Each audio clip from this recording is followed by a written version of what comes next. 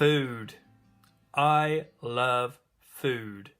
In fact, I've got t-shirts to tell people that I love food. I've got one particularly, I cycle because I really, really love cake. And it's true. I love to ride a bike. I love the feeling of riding a bike and going fast. But I also ride a bike because I want to stay fit and I want to stay healthy. And I want to be able to eat good food. And I find that if I've been for a cycle ride, I really feel like I can enjoy some really, really good food. Particularly at the moment during this coronavirus crisis that we're going through and being locked down at home, I'm finding food actually as a source of comfort and a source of joy. And I don't mean that in a necessarily comfort eating loads and loads of food, but what I mean is a few weeks ago we ordered in a curry, and for the few days before we decided we were going to do this, I was really, really looking forward to it. The anticipation of getting that food in, something that we hadn't cooked, was brought me a lot of happiness. And I have lots of good memories of going out for food with friends, with family, with Becca, enjoying those times. I can also think of meals that we've cooked as well. It's not just ones out of our house, because we can cook as well. And this weekend I'd been out for a really good bike ride on Saturday morning. I went and did 40 miles in 2 hours, which for me is really, really quick. So I had to use a lot of energy to do that. And all through the day I was quite hungry, really, really looking forward to my dinner, because I knew I was having a chicken burger and chips. And when it came out on the plate, we had it outside as a family. I absolutely smashed that burger because it was so good and so tasty. Food, I think, is a really important thing for us, not just now, but in general. And I'm finding that particularly good food at the moment is really something that I'm looking forward to. So the first question I want to ask you guys and for us to discuss is, what is your favourite food? And why is it your favourite food?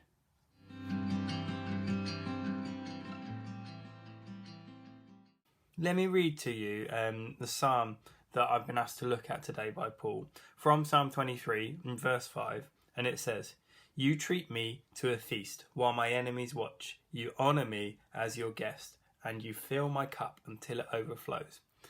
God wants to be in relationship with us. Our view of eating now, though, is different to our view of eating in history. Other cultures value eating as an event much more than we do here in the UK.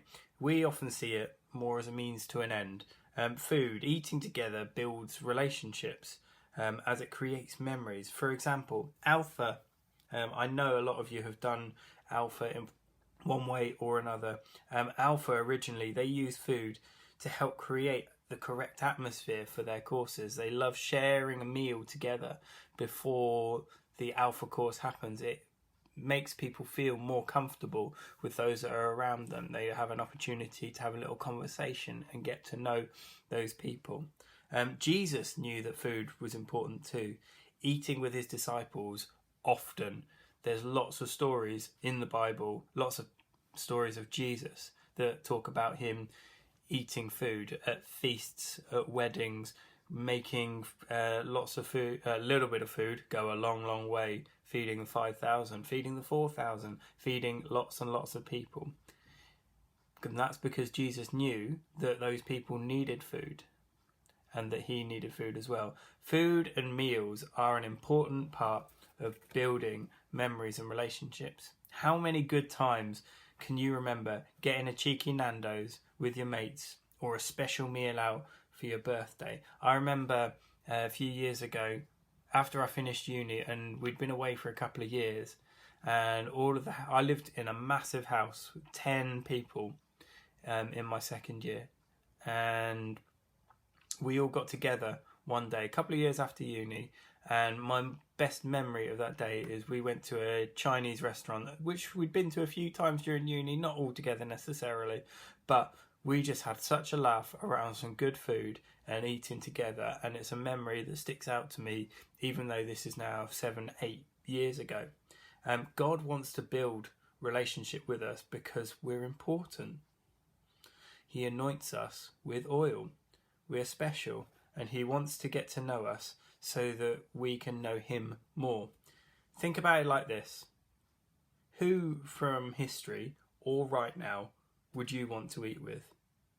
I mean, I know the correct answer is Jesus. And I would love to eat with Jesus. I'd love to pick his brain and talk to him and ask him some of the difficult questions of life that we struggle with as Christians, and see what he had to say about them, some of the stuff in our contacts now. And I know we can read the Bible and we can get lots, but sometimes it would be really nice to just go to Jesus and say, what about this?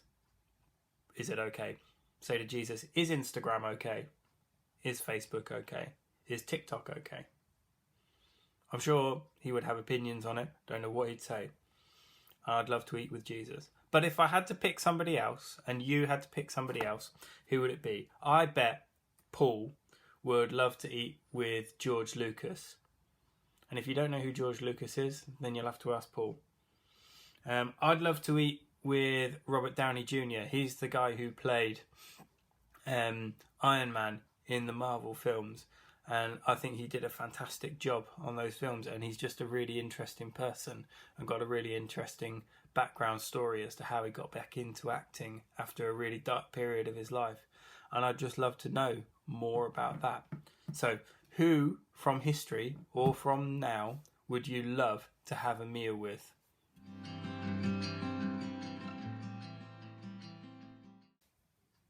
So I know I've talked about being at university before, and for some of you this may seem like a really long way away. Some of you may decide to not go to university, which is absolutely fine. But for me, it was a particularly defining point in my relationship with God. And I've just got lots of good memories from meeting some fantastic people there. I met my wife at uni, so my life really has been shaped by the fact that I went to university. I have a really vivid memory of at the end of my third year, which is the final year in an undergraduate degree generally. I was going to our Christian Union. I'd been going to the Christian Union the whole time that I was at university. But at the end of the third year, I'd had a particularly difficult third year. Not more difficult than some people's, but I had found it challenging. The work was hard. I'd been through a relationship breakup, which was really, really hard work. And I had come out the other end of that.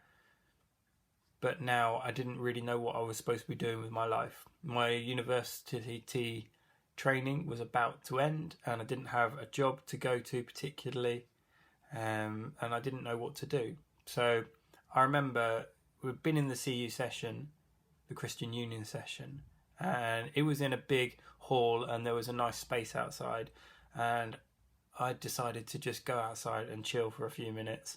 And I sat on a fence, and I sat on a metal pole. But as an analogy, actually, I was choosing not to sit on a fence anymore. I had this time with God where I said, God, look, I can't do my life without you. I recognise that now. I recognise that I have tried to do that, and I just can't do that.